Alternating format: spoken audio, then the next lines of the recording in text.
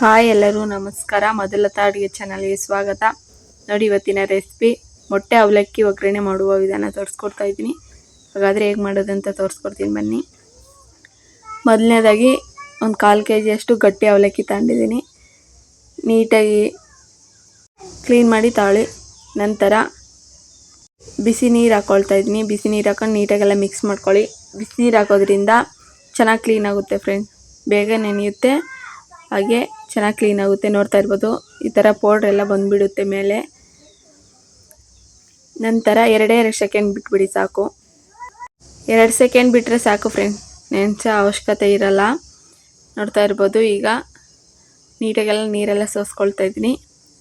ಅದ್ರ ಮೇಲೆ ತಣ್ಣೀರು ಹಾಕಿ ಇನ್ನೊಂದ್ಸಲ ನೀಟಾಗಿ ತೊಳ್ಕೊಂಬಿಡಿ. ಚೆನ್ನಾಗಿ ಕ್ಲೀನ್ ಆಗುತ್ತೆ ಫ್ರೆಂಡ್ಸ್, ಈ ಥರ ಮಾಡಿ ಒಂದ್ಸಲ ಆದರೂ. ನೋಡ್ತಾ ಇರ್ಬೋದು ಮೇಲೆ ನೀರು ಹಾಕೊಂಡು ನೀಟಾಗಿ ಈ ಥರ ತೊಳೆದ್ಬಿಟ್ಟು ಈಗ ನೀರೆಲ್ಲ ಕಂಪ್ಲೀಟಾಗಿ ಹಿಂಡ್ತಾ ಇದ್ದೀನಿ. ಎಕ್ಸ್ಟ್ರಾ ನೀರೆಲ್ಲ ಹಿಂಡ್ಕೊಂಬಿಡಿ. ನೋಡಿ ಹಿಂಡ್ಕೊಂಡು ಒಂದು ಪಾತ್ರೆಗೆ ಹಾಕ್ಕೊಳ್ತಾ ಇದ್ದೀನಿ. ನಂತರ ಅದರೊಳಕ್ಕೆ ರುಚಿಗೆ ತಕ್ಕಷ್ಟು ಉಪ್ಪು ಹಾಕ್ಕೊಳ್ಳಿ ಮತ್ತು ಹಸಿ ಕೊಬ್ಬರಿ ತುರಿ ಹಾಕ್ಕೊಳ್ಳಿ. ನಾನೊಂದು 3 ಟೇಬಲ್ ಸ್ಪೂನ್ ಅಷ್ಟು ಹಾಕ್ಕೊಳ್ತಾ ಇದ್ದೀನಿ.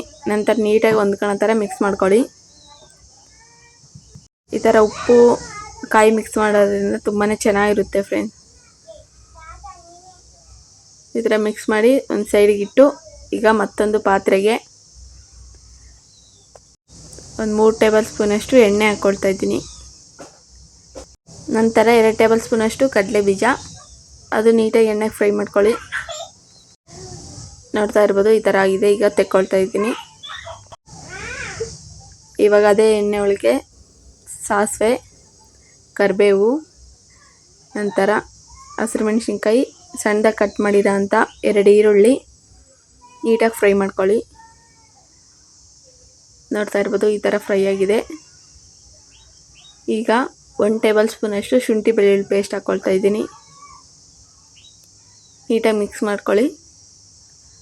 1 ನಿಮಿಷ ಹಸಿ ಸ್ಮೆಲ್ಲೆಲ್ಲ ಹೋಗಬೇಕು. ನಂತರ ಸಣ್ಣದಾಗಿ ಕಟ್ ಮಾಡಿರೋ ಅಂಥ 2 ಟೊಮೊಟೊ ಹಾಕ್ಕೊಳ್ತಾ ಇದ್ದೀನಿ. ಇದು ನೀಟಾಗಿ ಫ್ರೈ ಮಾಡ್ಕೋಬೇಕು. ಟೊಮೆಟೊ ನೀಟಾಗಿ ಮೆತ್ತಗೆ ಬೆಂದ್ಕೋಬೇಕು. ನೋಡ್ತಾ ಇರ್ಬೋದು ಮೆತ್ತಗೆ ಬೆಂದಿದೆ. ಇಷ್ಟಾದರೆ ಸಾಕು. ಈಗ 1/4 ಟೇಬಲ್ ಸ್ಪೂನಷ್ಟು ಖಾರದ ಪುಡಿ, 1/4 ಟೇಬಲ್ ಸ್ಪೂನಷ್ಟು ಧನಿಯಾ ಪುಡಿ, ಒಂದು ಚಿಟಿಕೆ ಅಷ್ಟು ಅರಿಶಿನ. ನಿಮಗೆ ಧನಿಯಾ ಪುಡಿ ಹಾಕೋದು ಇಷ್ಟ ಇಲ್ಲ ಅಂತಂದರೆ ಗರಂ ಮಸಾಲ ಬೇಕಿದ್ದರೂ ಹಾಕೋಬೋದು. ಒಂದು ಅರ್ಧ ಗ್ಲಾಸ್ ಅಷ್ಟು ನೀರು ಹಾಕ್ಕೊಂಡು ನೀಟಾಗೆಲ್ಲ ಬೇಯಿಸ್ಕೊಳ್ಳಿ.